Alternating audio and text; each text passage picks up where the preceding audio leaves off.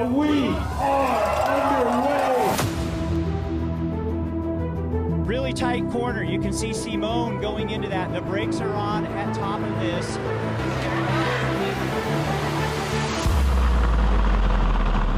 Right up the front, Keegan doing his thing.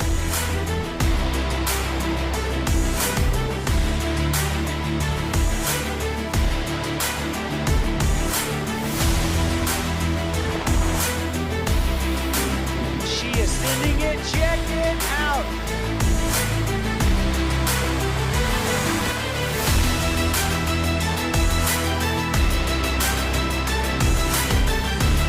And we've already got some problems.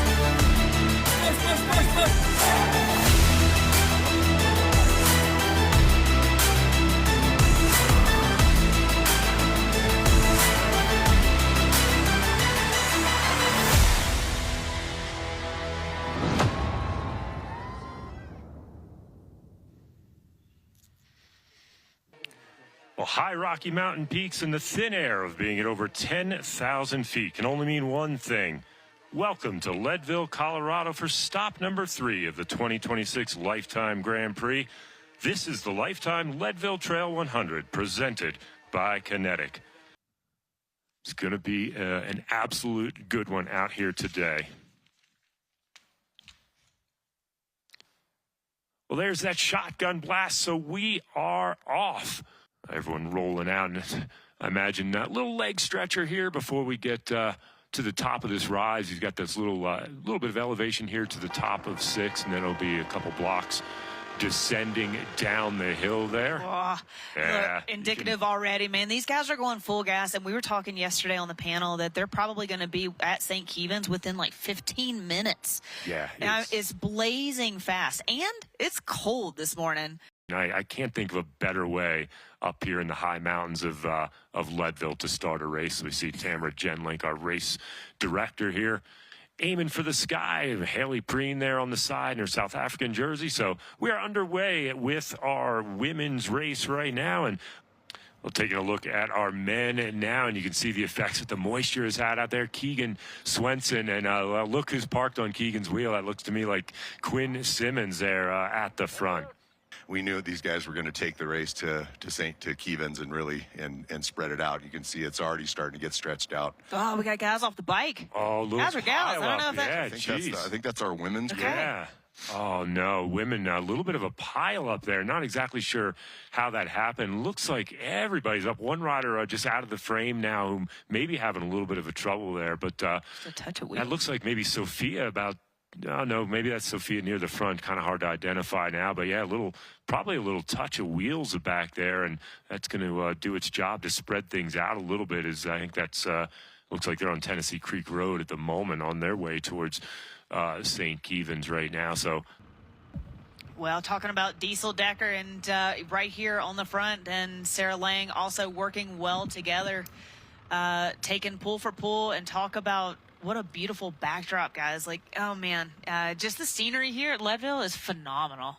Yeah, there's never a bad view anywhere out here when you're high up in the Rockies and you've got these vistas to look at, probably a 360-degree view around you as they now just made that right-hand turn through this outward-bound station here, and they're going to keep on rolling. It looks like Cecily had just actually pulled a bladder or something, so I wonder if she's not going to drop something.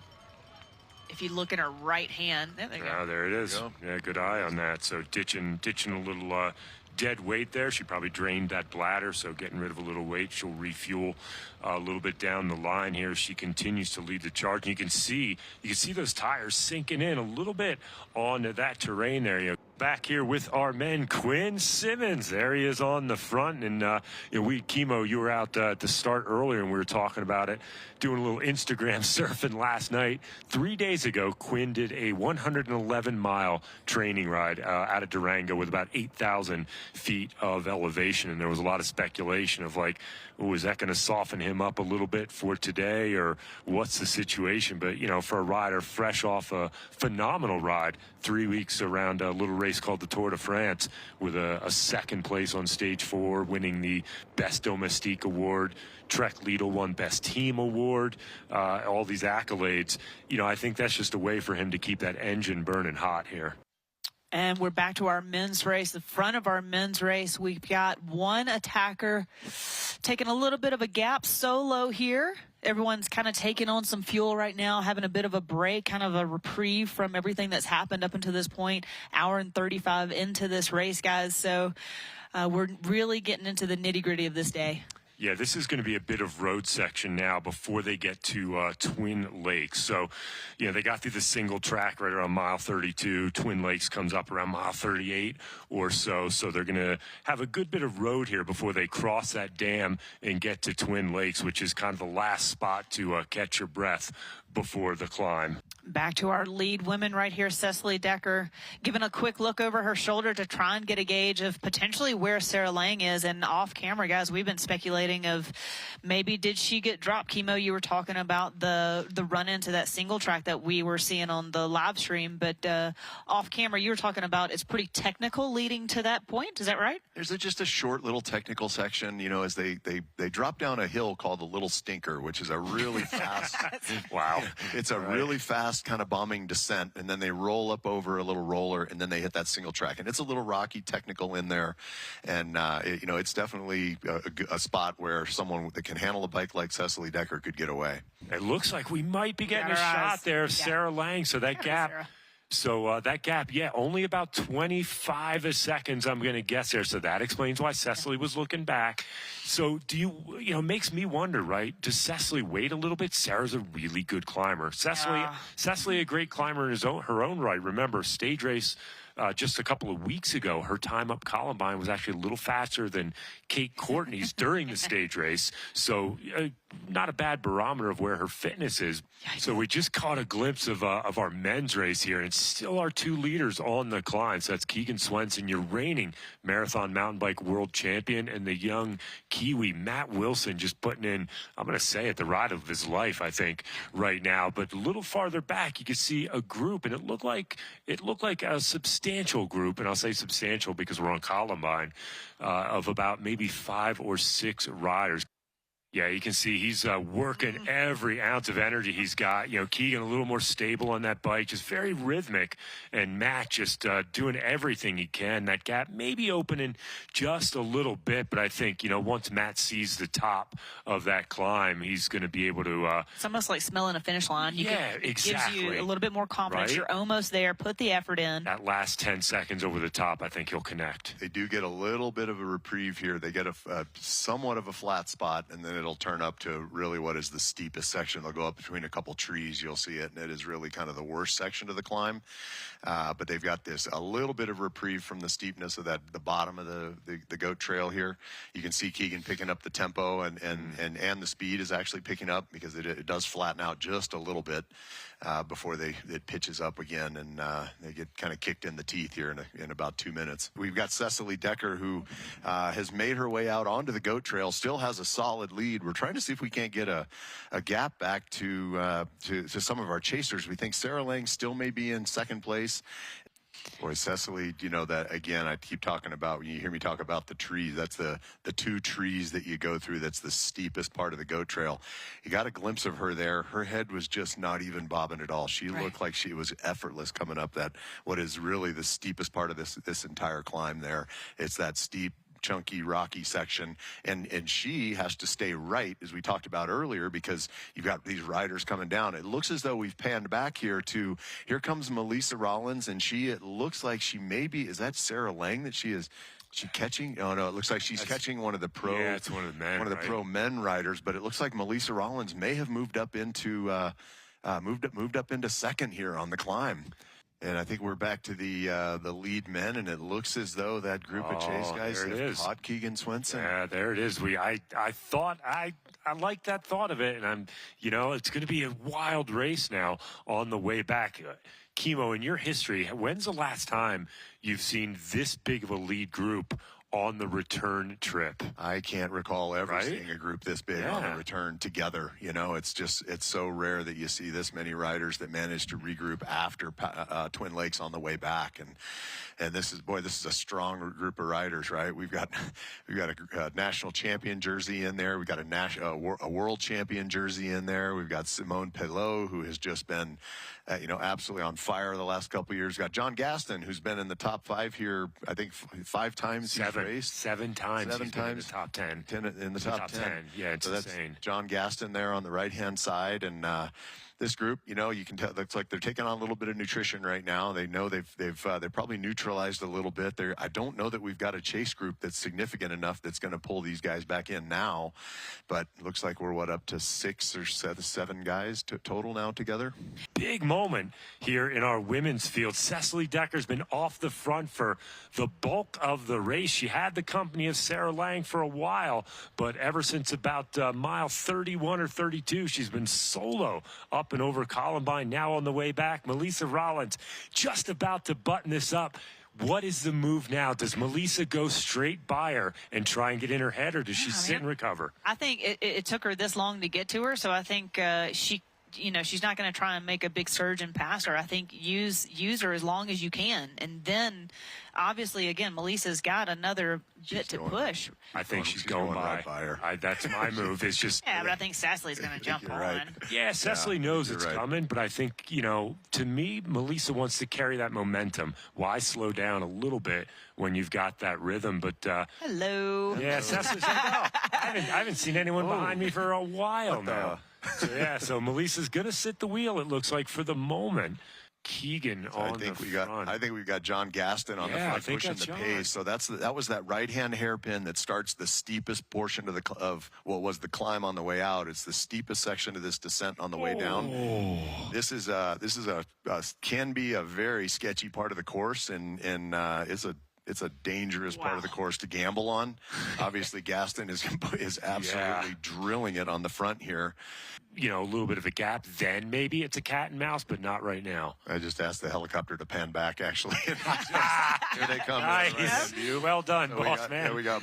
There we go. And it's down to 2. Matt Wilson right there, and one more. I think that's either Braden or Simone, but I think that's going to be Braden. I think it's going to be Braden. So Braden Lang and then there Matt comes Wilson. Andreas Seawald back there, and the Looks last like one. Simone's out of the picture. I think Might have dropped Simone. Hopefully. Oh, look at this! What an exciting near finale here. So it looks like Matt Wilson and Braden Lang.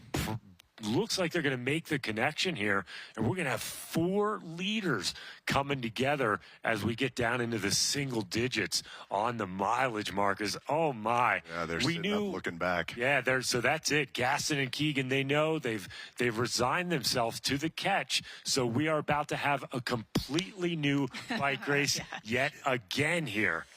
Oh.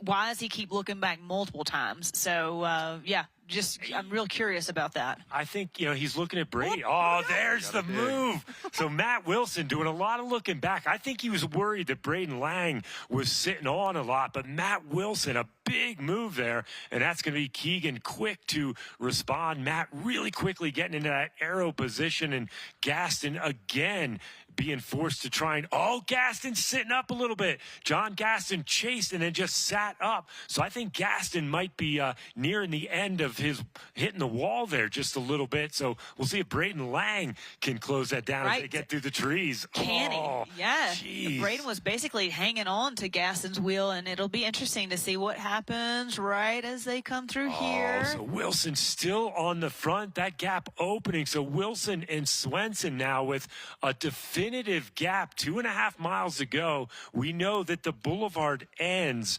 right around the 99 or about 100 miles or just under 100 mile mark. As soon as it points down, you've got to get that momentum and that speed and carry it into that finishing 200 meters or so that pitches uphill. And I'll tell you, Keegan riding like a seasoned professional there now on the back. You've got Matt Wilson on the front, waiting to see how this sprint is going to get let out. You can read the body language. Keegan getting those elbows kind of locked. Wilson looking. There's the move. Keegan Swenson with a big move up the right-hand side. He clearly moves a little bit in front of Matt Wilson. Wilson trying desperately, but I don't think he's going to get it done. It's Keegan Swenson, number 6 on the line. So Keegan Swenson, officially your champion here in 2026. He's going to tie the record with Dave Weens for 6 consecutive wins. Matt Wilson just couldn't get by. Now the sprint for bronze. Braden Lang, we suspected that might be the case. He saved enough. He's going to pull a big sprint to pick up 3rd on the day. John Gaston in 4th with his 8th top 10 finish. And looks like we saw a bit of a key moment there. Cecily Decker on the side of the trail with a rear flat tire. That's obviously going to put paid her chances to get back into the front end. Yeah, it's unfortunate, isn't it? Because we were talking about that's probably one of her strengths is the descending. And, you know, Kimo, when you were out there with the podium men, and what was it? It was Braden was talking about descending, and he was just like, you know what? I'm just going to throw caution to the wind and not worry about getting a flat, which has just happened to Cecily Decker. Yeah, you could tell she was at the bottom of that steepest section, and I talked a lot about it, how that portion of St. Kevin's was really washed out, kind of rocky, chunky this year. And, you know, we've seen it in the past. There are lots of people will flat on that descent if you're not careful, and it looks like she might have taken a few too many risks there, and I'm wondering if she's still struggling. She's about to hop off her bike again. She looked like she plugged that thing and put some air in it, but may not be holding air. Yeah, that is a tough spot for Cecily, and you wonder if it was just getting a little loose on that descent or whether fatigue and the reflexes were a problem. But again, off the bike, losing a little bit more time, and so that's it. She knows that she is about to become a 2-time Leadville 100 presented by Kenetik champion, and unbelievable now as she's up over the top. This little level section, she's going to start to point down, and just at the very top of your screen there, you can see that's where the finish line is. So the final descent of the race, she'll get down there to the bottom, and there'll be maybe goes up for about a block and a half before she hits that red carpet on the finish line. And all of Leadville is going to celebrate a phenomenal day here today, from having to be off the bike with a crash early on to rallying all the way up through the traffic to get to Columbine to close down that gap on your early leader, Cecily Decker. Melissa Rollins has made this look almost easy out here in Leadville today as she continues to push onward. Now that final climb to the finish line, 2026. Yeah. She's going to take some high fives.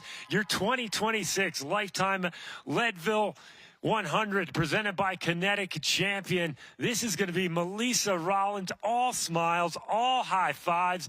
Number 2, last 2024 champion, coming back to take it again in near record pacing across the line, just like that. Melissa Rollins, your champion here in Leadville. She's going to circle back. She sees more folks. She's going to showcase that custom painted Live ride there. What a beautiful bike.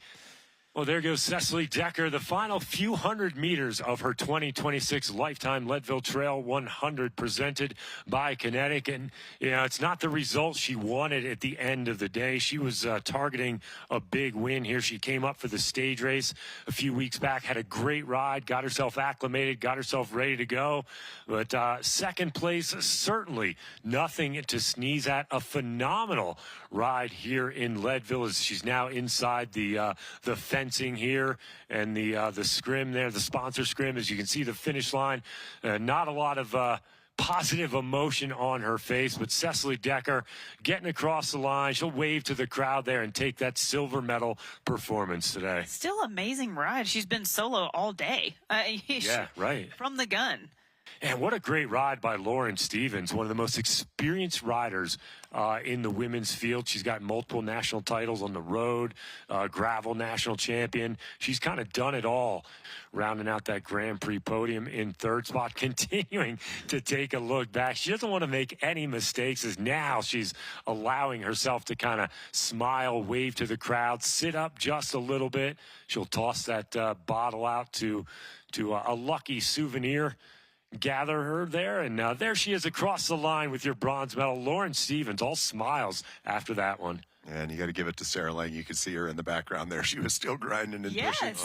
She thought, if there's just a chance I could get back up there. But solid race by Sarah Lang today. She was one of our picks, too. She is just such a a phenomenal bike rider. She's been so strong this year.